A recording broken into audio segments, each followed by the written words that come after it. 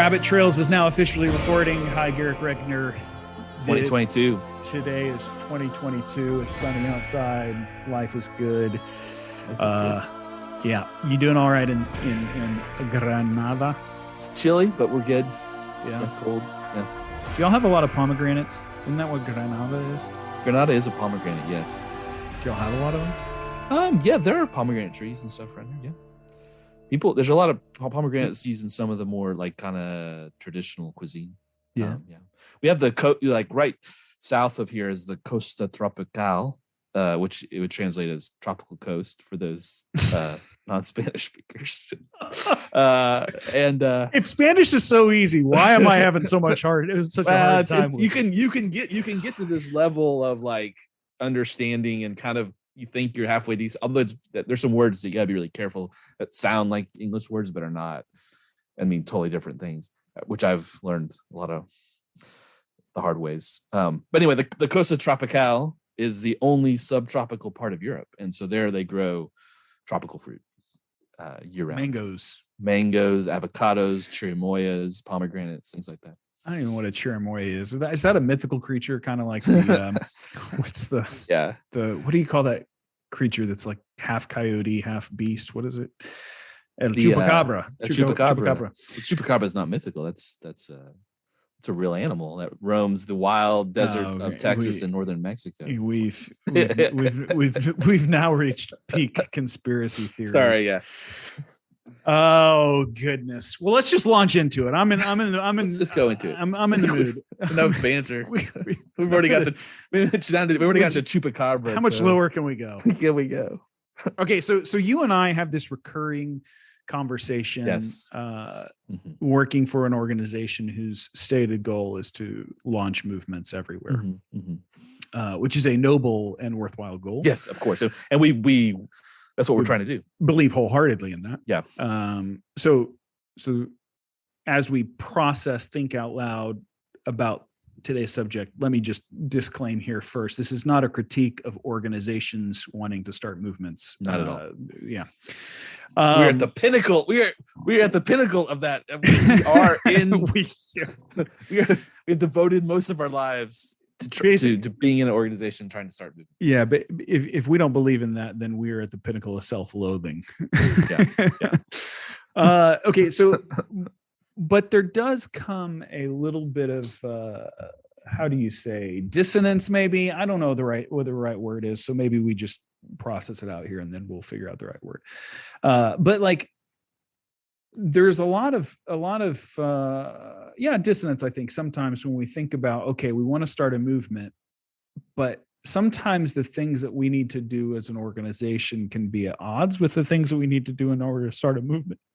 Or maybe one easier way to say it is organization the same as movement? I don't know where we want to start with that, or we could start with the all-time phrase, but I don't want it to be misunderstood, but movements don't have HR departments. Yeah. Typically. So what is a movement? So in your vernacular, in the Granada vernacular, what is a movement in the mind of Garrick Reckner? Well, I think there's a lot to unpack here because what is a movement is one question, right? And so there's different types of movements, and so we have to maybe define it for ourselves. And we're talking about a spiritual movement, a movement of multiplying spiritual disciples, which I think in general is typically what, the church has been, right? When I say the church, I think the global history of the church, there's been people going to the next town, meeting some people, sharing the gospel with them, they become Christians, and then starting some community. I don't want to just say it, it's a church.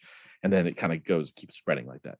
So, in that great stream of Christian movement, that specific type, we're part of that. We're in that stream.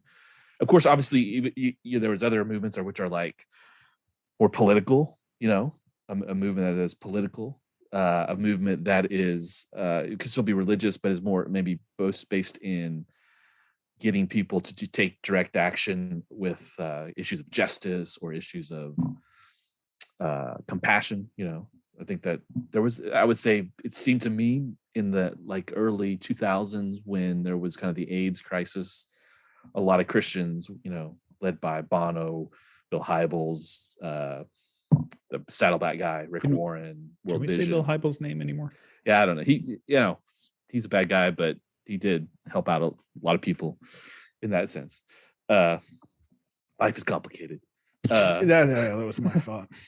But a lot of people jumped on that and got involved, and money was raised, and some of those things die out, start up again. So I think it's just getting people behind something and a very basic thing, right? And spiritual movement's got some more components, I think, but it's getting people behind of something, some idea, some concept, and getting a lot of people going in the same directions. Well, here's what I say. So I think getting people behind something, I think, is a good descriptor, but sometimes a movement, and I think a lot of times personally, movement in and of itself doesn't start with the idea of let's get people behind this. Yeah.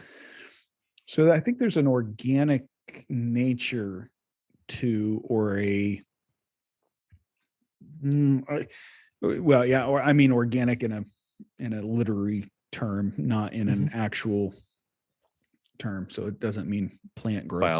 Biological. But it's organic in that it just begins to spring up from up from the ground. And sometimes, and I think a lot of times, it's very difficult to say why it springs up. Yeah. So one example of this might be the birds aren't real movement. Yeah. We were talking that about exists, which is a guy who came up with this slogan, birds aren't real, did about a 2-second riff on it on the internet, and has now basically has this group of people who ascribe to the idea that birds aren't real, but none of them really believe it. But he's continuing it on as a farce on the internet. Although I think it's starting to, I saw he did a recent interview with Vice where it was the first time he stepped out of character. Okay. And explained. So it's really interesting. Go to Vice, and Vice birds aren't real. And they do an interview and kind of a backstory. It's fascinating because he said, hey, this is the first time I'm going to step out of character in like 5 years or however long it's been, maybe 3 years. And kind of talk about why they went with this. And, obviously he's a normal guy from Arkansas who just hadn't thought of something funny, and it kind of took off. And there was an idea, I think, behind it, right, which was conspiracy theories and how people get caught up in all that stuff, and and that there's some really weird stuff out there. And he kind of riffed on that, as you said, and then it kind of exploded, and people, mainly his age, his generation, understood where he's going. It's kind of a bit of Andy Kaufman. Who's the other? Sasha Baron Cohen. We're going to be sending a lot of people to the Google machine with the Andy Kaufman reference there. Yeah. But performance art, in a sense, that is, it's so. But it causes this sense of like, but I'm not sure if that's real or not. Right. For a lot initial, and he had a lot of news people which is kind of amazing that a lot of the media didn't necessarily catch on as quick as. And probably I would, when I first heard about it, I was like, yeah, well, there's some nuts out there who think that's real. That makes sense. There's a lot of nutty people, but anyway, the point was that it just went, and it became this huge thing. But that's part of the point of the whole, I don't want to necessarily call it a movement, but it's a group of people. They buy t-shirts. They think it's hilarious. It's a certain show up at rallies. Yeah. Right. A certain amount of irony that it's involved with it, which picks up on a little bit of the ether that is the generation of today. So the younger generation that's coming up is very ironic. Yeah. That's the humor that they look for. That's the type of things that we're trying to communicate with. You're looking at something from a little bit of a skeptical, a little bit of an ironic kind of viewpoint. But that's I think for me, and I'm going to use the word movement of birds aren't real actually is a great example to help us understand within, as an organization, what are we trying to do? Yeah. So if someone set out to say, we've got a lot of really bad conspiracy theories going out there. So someone realizes, hey, there's just this thing in the air today. I'm not sure if someone said, hey, let's start an organization to promote clear thinking and truth, if it would be as effective as a movement which spontaneously comes up, then people catch that a little bit of the zeitgeist sort of thing and move forward with it. That to me is movement versus, and you hear the idea of astroturfing and everything else. So a grassroots versus astroturf, something which, people are artificially trying to start. Now, within Christian circles, so an organization like ours, which is here to start movements, I'm not saying that we can't start movements, but what I am saying is I think we need to go in with a lot more humility sometimes and a lot more clear-headedness about what we're trying to do. So the way that I would put it is, you read a lot of Christian books, which are fantastic. They dissect. Steve Addison has written quite a bit on this. He's a clear thinker and an amazing guy. And I've gotten a lot from his books. So one of the things he'll do is he'll go back and look at one of the books being Movements That Changed the World, and his most recent one, which I'm totally blanking on. European leadership brought him in. He did a great conversation with us at the beginning of the pandemic. It's basically life cycle. I mean, life cycles of movements. Yeah, something like that. And well researched. Really well researched work. But the one of the things that we do is we take a guy like Addison's work and we say, okay, so these are the hallmarks of what a movement is. How do we basically reverse engineer that? Yeah. And I think what I'm pondering and what I'm struggling with, what I've been pondering for the last many years, and you and I revisited recently, which kind of sparked this podcast, is the idea that, okay, can we actually reverse engineer a movement? So can we say, here's the elements, then let's do things to try to produce these? Yeah. Or is it we have to just be present in those things if a movement is possible in that moment in time, when those things are present, and as in so much as we can help create them, those things. So can we make a movement is, I guess, the question I'm really asking, or is it just that we have to be in the process of tilling the ground enough that a movement can spontaneously arise from that? And granted, within the Christian work, we say, well, then there's the mystery of the Holy Spirit. But you see what I'm getting at here? Oh, I think you're totally right. And I think the best leaders that I've had in this area are the ones who say stuff like, you can't microwave a movement. You can't, this has got to be a real work. Explodes like gremlins. Don't put a fork in the microwave. But maybe that was a problem. But that what we're really about is doing like what you're saying. The best leaders I've had have really explained it well. Are like, no, we movements happen or not happen. That's not necessarily our job. But we need to be doing the things that could create a movement, which are simple things: prayer, talking to people about Jesus. Like we don't have to. And then when it does happen, we've got to be ready to cultivate it and be there with it and be a part of it and not get in the way, and kind of, which means some chaos, really, because I think a movement has some chaos. I think that's what we're trying to get at. I think you're right. We do talk a lot, and it could be a very American impulse or very Western European impulse to think, well, how can we do it? How can we reverse engineer? And how can we think about it? And I think that may be the wrong thing. I think the other thing thinking about is like, do movements have to go on forever? Or do they have it's all right if you have a movement for a year and that makes an impact? Because we're not saying that ministry or regular life or other stuff that happening isn't successful or worthwhile doing. It's just, we're saying movements, and our movements really sustainable in the long term. I think that's another question that we don't really ask. I think in campus ministry, the assumption is that you're just replacing people because you got new people, you got new young people every year. But the reality is, if you're a 45-year-old guy with 3 kids and mortgage and all this stuff, you're probably not going to be someone who's just going to jump into movements all the time like that. Like at some point you got to get a job. and at some point the people in the movement want to make it somewhat structured. And I mean, so all those things just naturally happen. Like you're going to structure things. You're going to start writing books. You're going to start, having a podcast. All those things aren't bad, but they're all things that start growing something. At some point people are like, I need to do this full time. This is history. Crew, right? Crew was probably a really great starting off movement of this guy who was like, let's just go on campus at UCLA and see what happens. And then after a while, it went well. And then people were like, hey, what if we did this full time? Like, okay, well, we got to train people. And so those are all good things. I'm not saying that those aren't of a movement, but those are the first steps, I think, towards becoming then what is an organization and an institution. And those aren't bad. Once again, not bad. No, you need, so.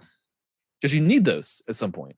Yeah. So you Yuval Levin, really great thinker in the political space, has served on for several presidents and is now, I think, at AEI. But he wrote a book called A Time to Build, and he argues that institutions are completely necessary for our society. Now, this is completely secular, completely, things. But there's an example of how this is what I would call a movement. So here you have, in the history of America, you have, the American Revolution, the American founding, the institutionalization of all these things, the three branches of government, all these different things. And then at this particular point of time in history, the various branches of government are, if you talk to different people, but there's these theories or not theories, but these viewpoints that like, hey, Congress really isn't doing its job anymore. They've kind of given over all of their roles to the, bureaucratic state, and they're letting them create all the rules, and they're, Twitter, they're more concerned about sounding good on Twitter than actually passing laws, blah, blah, all this stuff. Okay. So Yuval Levin, and he's not the first one to make this argument, but now I would say it seems like it's starting to become a movement to say, hey, we need our institutions. So we need institutions to be arguing for things, to be moving things, to help our society move forward, blah, blah, blah. Okay. So here's what I would say. Yuval Levin works for American Enterprise Institute. Yuval Levin's idea that we need institutions and these things are important, that is more or less the movement.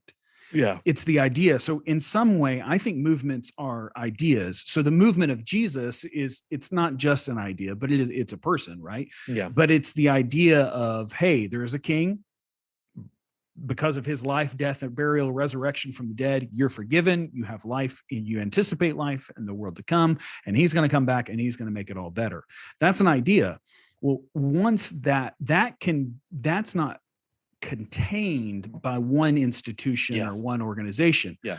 But in order for that idea to be perpetuated in a longer form, you need institutions in order to do that. Yeah. But I think we get confused sometimes about thinking that the institution is the movement. Yeah. And I think older organizations, older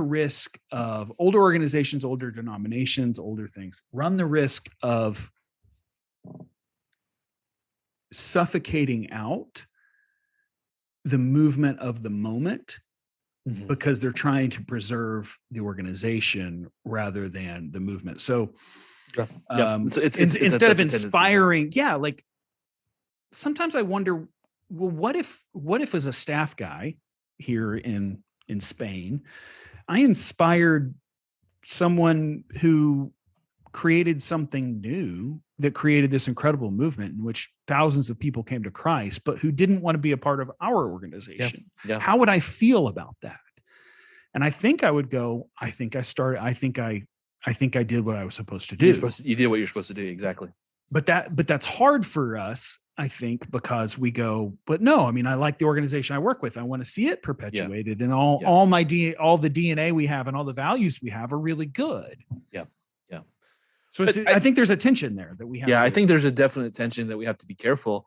And I'll go back to what you said. It's a Holy Spirit. You can't microwave it. I don't think you can reverse engineer it. when I think of the times I've seen real movement going on in Granada in a ministry here, we had no, I mean, we just asked some students to do something, and all of a sudden it just went boom, boom, boom. And all of a sudden we were, for Spain, we were seeing significant growth. We were seeing really cool things happening. We're seeing people reaching out to others. It didn't look like sometimes we would have liked it to have looked. It was messy, but it was happening, and it had an impact. And then it kind of slowed down, simmered out, and died. And so we still have ministry here. We still, those people are involved in some ways or other, but there was this moment of like 2 or 3 years where it just was like, it just was great, and not that right now isn't great, but it just, stuff just happened, and it happened. And so you have to look at that and go, it was a work of this Holy Spirit. It was just something that happened. It was the right, at the very least, the right people coming together at the right time, and the right person said the right thing at the right time, and it just kind of took off and went well. But by and large, I was just kind of talking to some people and haven't let people come to my home, and hang out. That was kind of it. Right. Which is exactly what you're doing now. Yeah. But yeah. we were praying. I would imagine somehow different results. Yes. Different results. But, it looks less like a movement. Yeah. Right. So, well, and it could be better. It could be worse. Or better or worse. I don't even know if that's but what I'm saying. But I think that's part of it. I think that's what I'm hinting at a little bit is one thing that I think would be refreshing for us as Christian workers is to encourage the mystery of movement. Mm-hmm. Amen. I like that. I think a lot of times we try to make it attainable, make it possible, and that's good leadership. Maybe that's, hey, look, this isn't rocket science in some degree. Go out there, love people, invite them over to your home. Let's see what happens. But I think we need to reestablish, hey, this might be mysterious. And Joe, movement starter, staff person in City X, could be doing the same exact things as, Jenny, movement starter in City Y. Yep. And have completely different, quote unquote, results. But when we detach the mystery from that, that then I think makes Joe, movement starter, staff in City X go, I'm not successful. Yeah. Or I'm not doing it right, or whatever else. And sometimes we need to think about those things, but sometimes it's just kind of, and a lot of times I think it's just kind of, look, it's just not happening right now. It's not happening. Yeah. I think that's okay.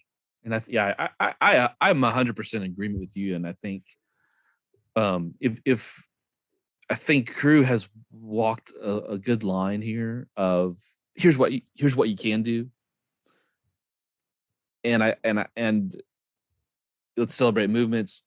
I do think though, we've gotten so into the habit of thinking we can engineer it though, that it's created that attention. I don't think it's meant. I think if you talk to really anyone and we're to this conversation, they go, yeah, I totally agree.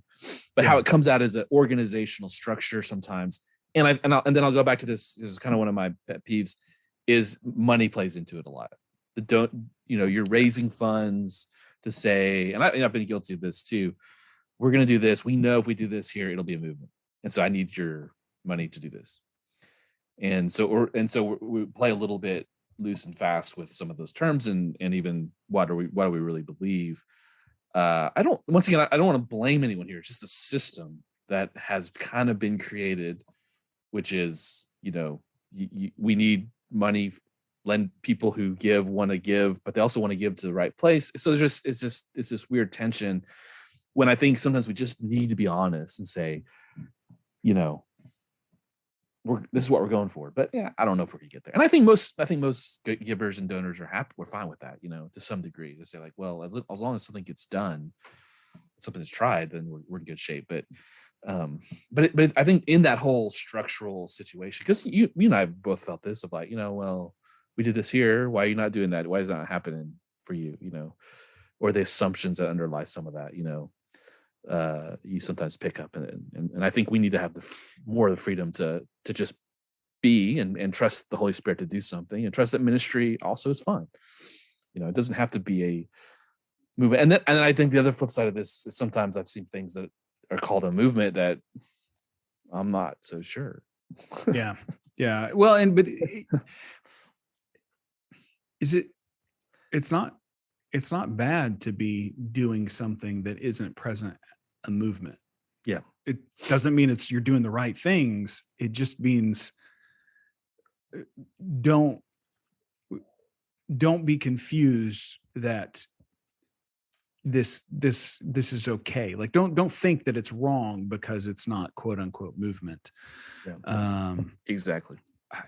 So I would say movements don't have HR departments necessarily. They could, but a lot of times once we have the need to establish an HR department, we're moving into organization, and sometimes the need of the organization has different needs than that of a movement.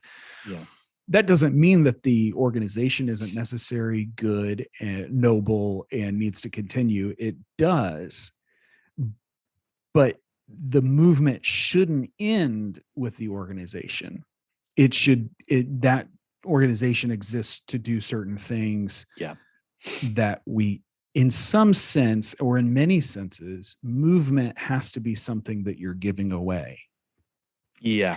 There has to be an element. There can't be an ownership of all things by an organization that's able to see movement, because then you end up devolving into some kind of factionalism there, which I think is dangerous. You see that with the French Revolution, or any revolution starts with a movement.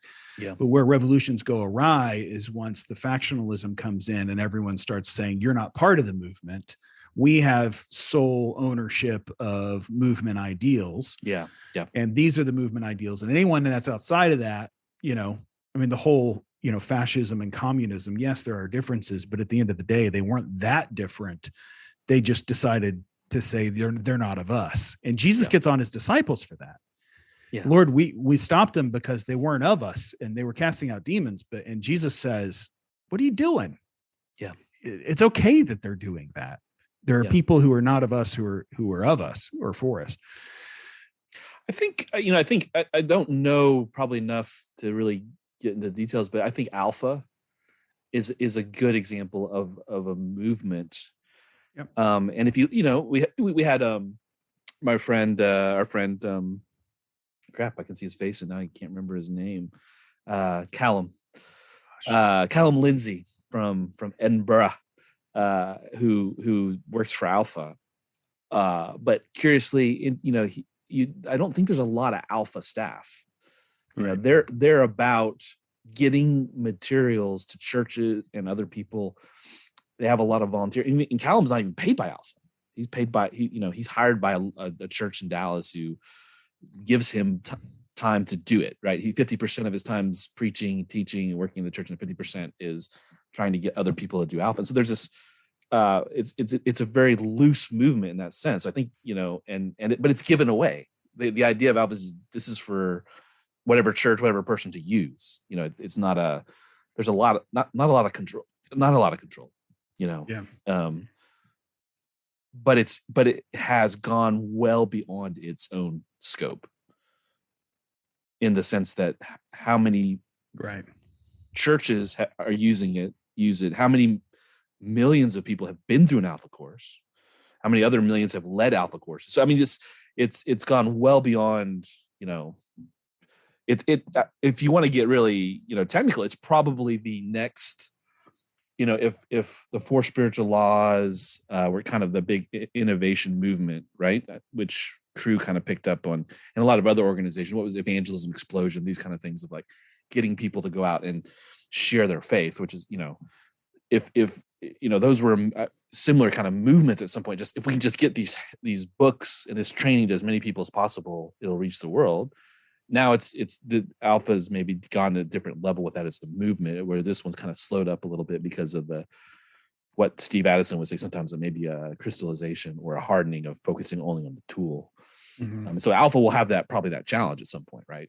That the tool they have, the materials they have, will not necessarily be as effective or not be as well received. What do they do at that point? So that's, I think Cru kind of, I'm not sure if we've weathered that storm. Well, yet. in this actually is I think a fascinating conversation. Is at what point do you say, you know what, we've had a good run? No, again, this isn't Cru. This isn't alpha. I'm just saying at what point in the life cycle does it say, you know what, like what organizationally, and this is why I think it's different than movement. Organizationally, we are not necessarily serving. We're seeking to exist for the organizational purposes. Yeah. Maybe we just need to say, okay, we've had a good run and we served our purpose within a movement, or we served as a movement, and now that movement is done. So, like, originally the Red Cross was started as a response to World War I. They've taken on all sorts of new things. Not saying they shouldn't, but it's totally different than what they originally did. Or maybe a better example would be the March of Dimes against polio. Well, polio doesn't really exist anymore, but the March of Dimes does. Yeah. And sometimes I wonder, maybe the March of Dimes should have just said, okay, we're kind of done. We served our purpose. They redefined their purpose. I think they probably served a good service. I don't know. But sometimes I wonder, should we just sometimes be a little bit more willing to go, if an organization is not the church, so I'm not saying a church should necessarily, the church global doesn't close its doors, doesn't say, okay, we're done. We've had a good run. Jesus can take care of his own, it's like, no, we exist for a different reason. There are some churches who do that, usually on the far well, left. But it's a good run. Okay, that's true. That's literally a conversation. Maybe everyone gets in now. We've done a pretty good job. Let's just that's true. Let's just close up shop.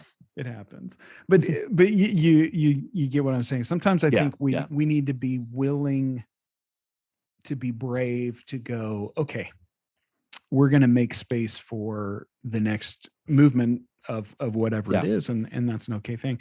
And I don't know where those lines are. That's really tough, so I'm venturing into an area of, and again, please no one here that I am pointing fingers at any organization, because I'm not drawing the lines. These are things though that I think about sometimes, of going, well, what if I go back to that question. What if as a staff guy here in Spain, I inspired, or God allowed me to be in a place where I could inspire someone? We've talked a lot about digital stuff here. What if somehow, or we've wondered about digital stuff. I don't know that we've come to any conclusions, but what if somehow as a staff, I was able to help someone follow Jesus in a way that they created an organization which was able to step into that digital space in a way that made Jesus known, in a way that, to be honest, movement wise or organizationally wise, we maybe never could have absorbed or promoted because of the necessary steps of being an organization. So the larger an organization is, it can't take as many risks because it has other things it has to be thinking of. Yeah, totally. And many times movements have to be crazy risk takers. So sometimes a bigger organization is not the best place for certain movement aspects. I think so. And I think my sense of working for Cru is that we're really open to that as a cultural value.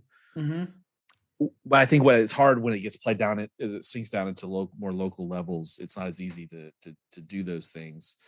And so I think Cru sometimes is stuck between that. Like, are we a impulse? Are we impulsating? That's not the right word. Impulsar. Are we empowering? I'm thinking in Spanish. Are we empowering? Are we just shooting stuff off and letting it go? And I think to some degree we did, and we are.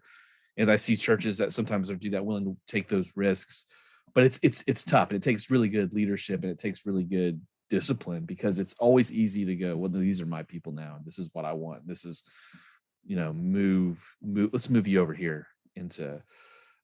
We tend to, especially when it's our specialty. I think it's just trickier. I'm not. So I think you're totally right. I think. I think we're also, just to add on to what you're saying, we're also living in an incredibly fascinating time to be a Christian. If you think about it, because, for instance, let's just take Crew. There has never been another organization like Crew in the history of global Christianity. You take an organization like Alpha. There's never anything like that before that has that kind of reach and scope in the world, right? And is literally able to garner and leverage energy, finances, resources globally to do things. We're I don't know where you have to go back in history to just all governments, or you had the Catholic Church and they were able to, but we're talking about things that are now external to the church, and so that, I think that's a very interesting. Why did that happen? But also, how does that play in with movements, and what is the role of all that? Even you could ask the question: are we taking away the energy and leverage that needs to go into the church to be the it's not the word to impulse, but to like encourage movements. To be that which creates movements, or to be that the energy behind. Yeah, I mean, there's lots of critique against. I have a friend, former staff guy, you know him, Chris McGuffey, who would argue that parachurch has always existed, and he makes an argument for it out of Acts. And now, as I'm bringing this up, I won't do his argument justice because I've completely forgotten how he presents it. But the idea being, somehow partnership between those who are going and doing and the local church has always existed. So we need to be okay with that. And I think I kind of agree with them. But yeah, we are a part of an organization that we had a conversation with someone one time, and I realized that historically we exist, you and I, in the middle of what is the largest movement of missionaries the world has ever known. Yeah. I mean, it's crazy. And that's crazy to think about. Yeah. Right. Yeah. I mean, we're thousands and thousands and thousands, and we think of it, and it's easy for us to be critical. Yeah. The sheer amount of sending. And here's what I would also say. A certain amount of organization. So if movements don't have HR departments, movements can't get started without organization necessarily. Like at some point, or can't be sustained for the long term without organization. That's the main thing. Because so many people getting sent out into the world, especially with today's complexity, you need a certain level of expertise in order to do that. And your HR departments or your leadership structures are that which gets that done. You can't just, a movement can't be just some dude going, hey, I want to go to Fiji and make Christ known. It's like, not in today's world. Nope. Yeah. Well, I mean, let's just be honest. All the hippies, the whole, countercultural movement of the 60s, that all calcified and turned into structures. And, they all became judges and teachers, I mean, like, I think there's some, I think, in some sense you might have to almost, I wonder how much movement really is about youth in some sense. So I'm not trying to say it's not totally. Yeah. But it just seems more and more, and that's what I mean, where college campuses where movements happen. That's where a lot of stuff comes out of. Even the Birds Are Real guy, he's clearly fresh out of college. Birds Aren't Real, sorry. Young guy. He's got something that a lot of us don't have, which is a lot of free time. Yeah, well, movement has a certain amount of risk associated with and it. radical dedication. Right. And those who are willing to do that have less to lose. Yeah. So, and time. Right. I mean, I think that's also why you look at throughout a lot of European history, the movements that were really going where spiritually were monks, nuns. Why? Well, they're not married. They live with a bunch of other people their age in this weird place and hang out all the time. And so they were able maybe to sustain. Once again, I'm spitballing here a lot, but they were able to start and sustain movements a lot easier because they don't have really a mortgage to pay. They don't have kids to take care of. I think everyone else at some point, as much as it, like you look, once again, go back to the 60s, you look at all these people who were, yeah, man, it's going to be great. We're going to create the ideal world. And they did cool things, I guess. Some of them did some really nutty things, but all those people now have mortgages and have kids in college and, are pretty mundane. Even you look at like the Stones and the Beatles, and they all settled down into middle age and became well-respected artists and quit drugs. Well, if they survived, and now, are multi-billionaires. I mean, they run the world but from a totally different standpoint.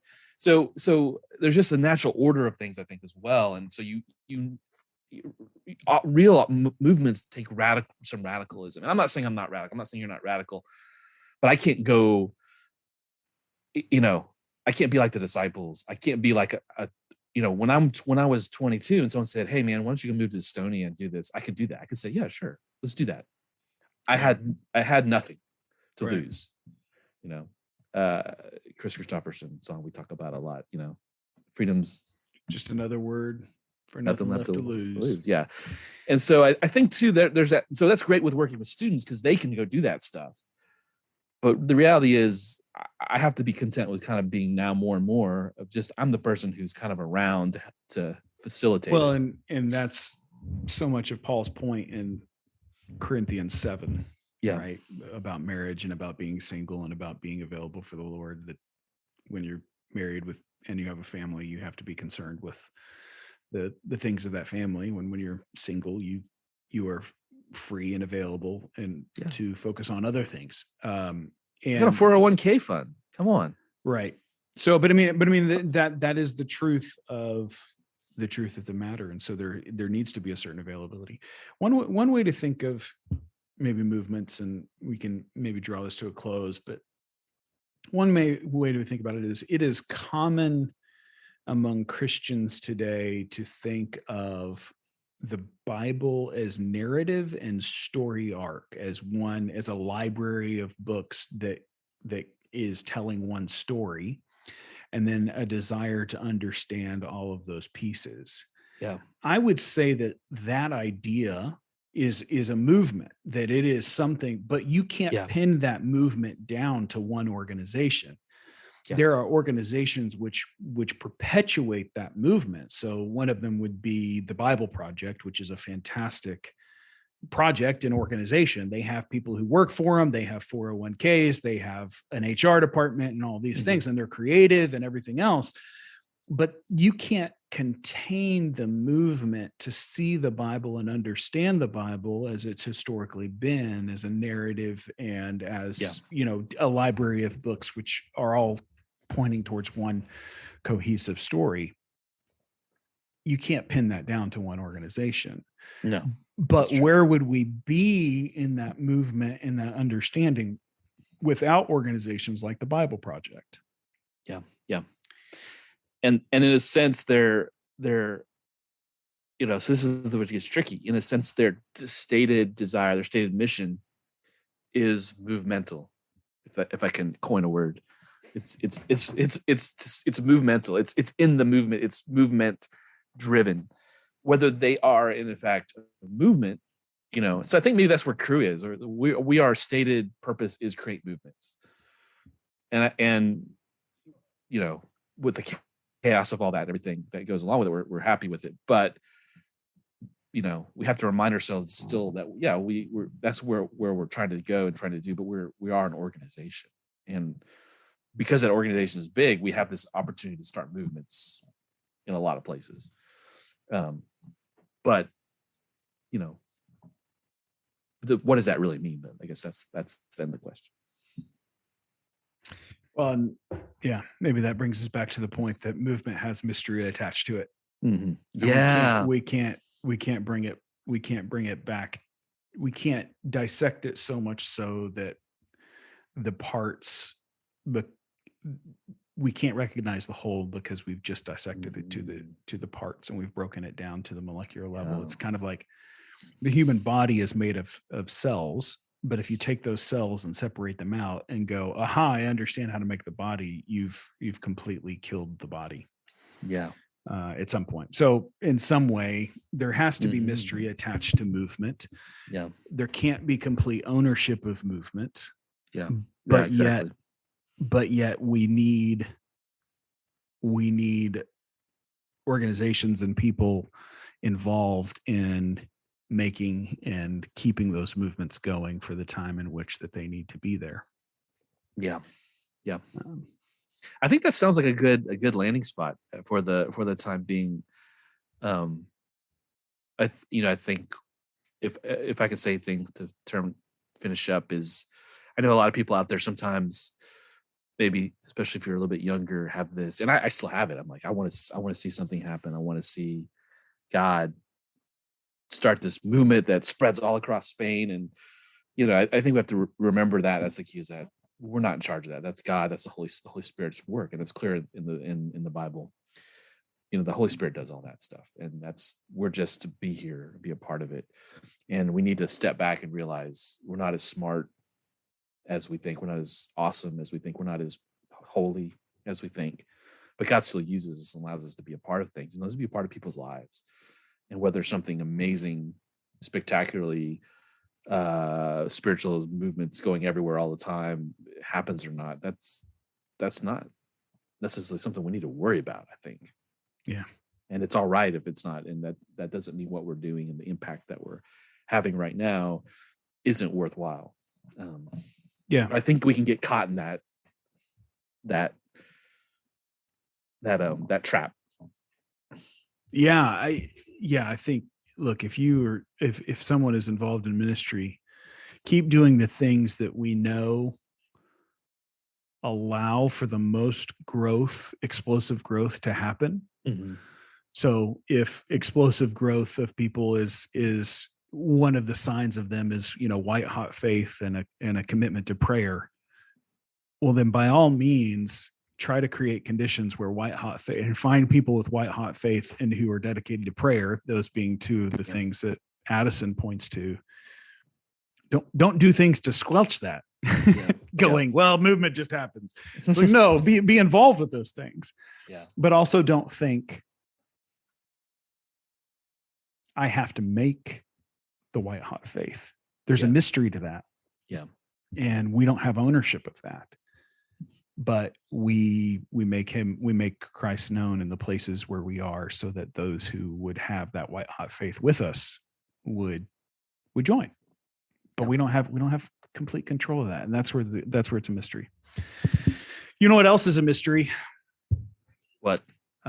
Something. Insert funny statement here in order to close. I don't know. I was hoping something was going to come. I get myself into trouble like this. Have you seen any movies lately? Any good movies?